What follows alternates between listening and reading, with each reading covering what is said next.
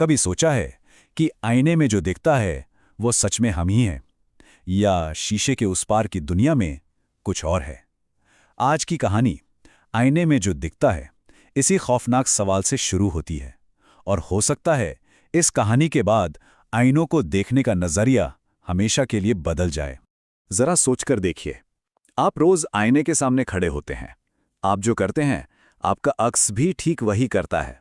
Simple है ना? लेकिन क्या हो अगर एक दिन वो आपकी नकल करना बंद कर दे, या इससे भी बुरा, वो कुछ ऐसा कर बैठे जो आपने किया ही नहीं। बस यही खौफ इस कहानी की जड़ है।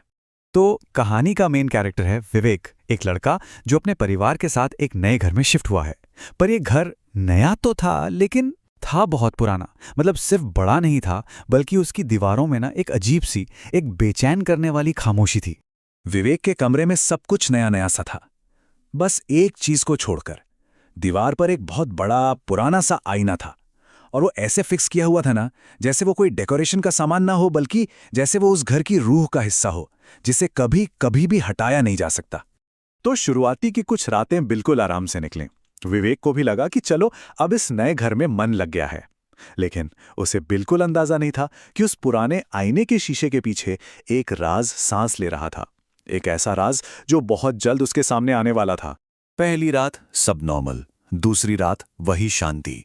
विवेक को भी ना एक झूठा सा सुकून मिलने लगा था। लेकिन तीसरी रात, हाँ, तीसरी रात वो रात थी जब उस घर की शांति हमेशा के लिए भंग होने वाली थी।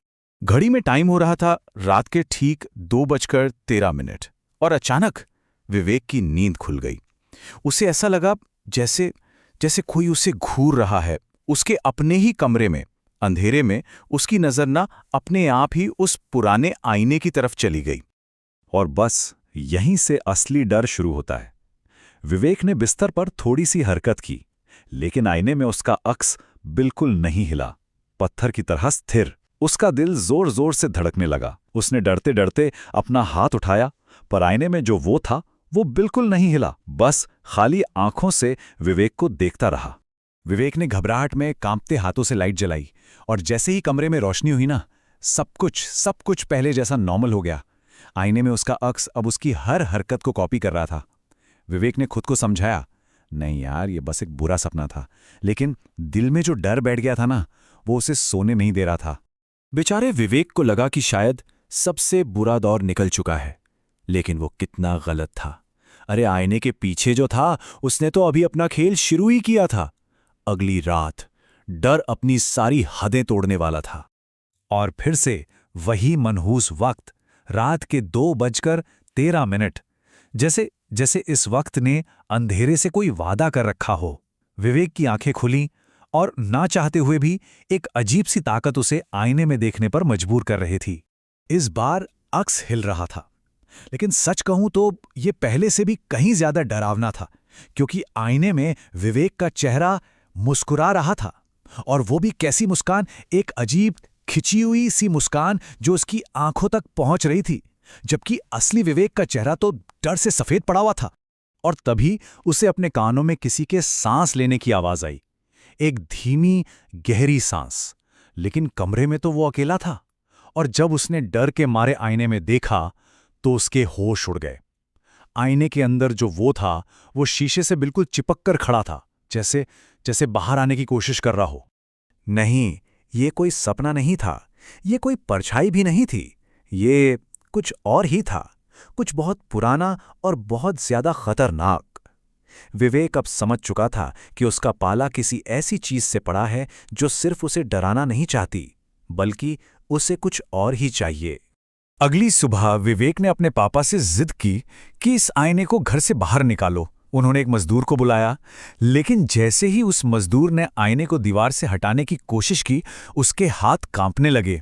उसने घबराकर कहा, साहब, इसके पीछे कुछ लिखा है। और फिर उसने कांपती हुई आवाज में पढ़ा, ये आईना एक दरवाजा है। दरवाजा, बस यही एक लफ्ज विवेक के दिमाग में गूंज रहा था। अब वो जानता था कि आज रात कुछ बहुत बुरा होने वाला है। ये रात उस दरवाजे के खुलने की रात थी। ये रात अदला बदली की रात थी। रात हुई तो विवेक ने डर के मारे कंबल में अपना मुंह छिपा लिया। आईने की तरफ देखने की तो हिम्मत ही नहीं थी, लेकिन आवाज़ों से कैसे बचता। उसे कदमों की आहट सुनाई दी, धीमी, भारी, ठक ठक ठक, और ये आवाज़ उसके कमरे के अंदर से आ रही थी, आईने की तरफ से। आखिरकार जब डर बर्दाश्त से बाहर हो गया तो विवेक ने हिम्मत करके अपनी आंखें खोली। सामने आईना था, पर वो खाली था, बिल्कुल खाली।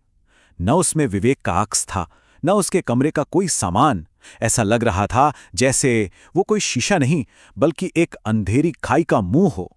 उसके दिमाग में तूफान आ गया। एक ही सवाल गूंज रहा था, अगर अगर वो चीज आईने में नहीं है तो फिर वो है कहां। और तभी उसे अपनी गर्दन के ठीक पीछे किसी की ठंडी सांस महसूस हुई। वो चीज आईने से बाहर आ चुकी थी। वो उसके कमरे में थी, उसके ठीक पीछे। विवेक की हिम्मत टूट चुकी थी, फिर भी वो धीरे धीरे मुड़ा। सामने वही था, उसका हमशक्ल, लेकिन उसकी आंखें, वो आंखें नहीं थीं, वो तो दो काले गड्ढे थे। उसके होंठों पर वही डरावनी मुस्कान थी, और उसने बिल्कुल धीरे से कहा, अब तुम मेरी जगह हो। और इसके बाद सब कुछ अंधेरा। पर यह कहानी का अंत नहीं था, बिल्कुल नहीं। ये तो एक नई और भी ज्यादा डरावनी शुरुआत थी। अदला बदली अब पूरी हो चुकी थी। अगली सुबह जब विवेक के माँ बाप उसके कमरे में आए तो उन्होंने देखा कि वो आईने के सामने चुपचाप खड़ा है। वो उन्हें देखकर मुस्कुराया, लेकिन उसकी मुस्कान अजीब थी, उसकी नहीं लग रही थी। उसकी आंखों में कुछ ऐसा था जो उनके बेटे का नहीं था। बाहर की दुनिया के लिए अब सब नॉर्मल था, लेकिन आईने के अंदर, शीशे के उस पार, असली विवेक कैद हो चुका था।